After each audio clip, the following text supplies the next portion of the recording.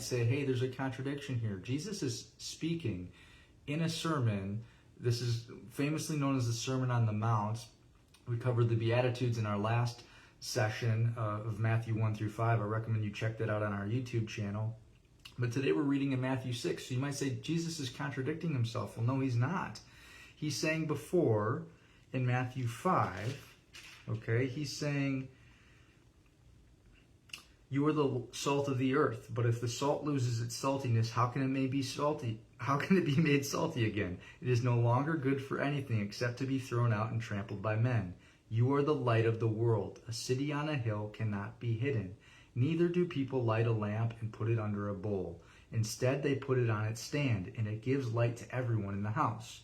In the same way, let your light shine before men, that they may see your good deeds and glorify your Father in heaven. So here he's saying, be careful not to do your acts of righteousness before men, to be seen by them. If you do, you will have no reward from your Father in heaven. Well, that seems like a contradiction, but it's not. What he's saying is, he's really getting in this whole entire sermon, and really a lot of the things that Jesus talks about is he's talking about our hearts.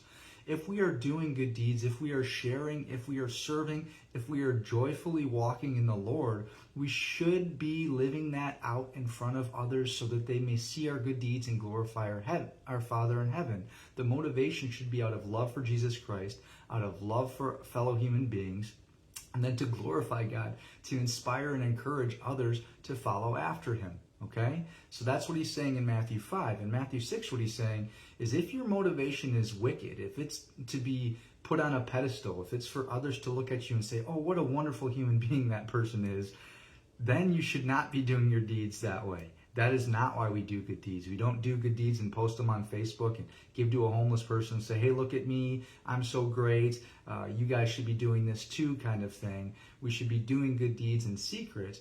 Now, if we're serving in youth group, or we're leading in the church, or if we're showing up early to church and we're helping with the kitchen ministry, or some other area that we're serving, then we should highlight that, and we should highlight why, that we highlight that we're serving in that capacity because the Lord has called us to do that.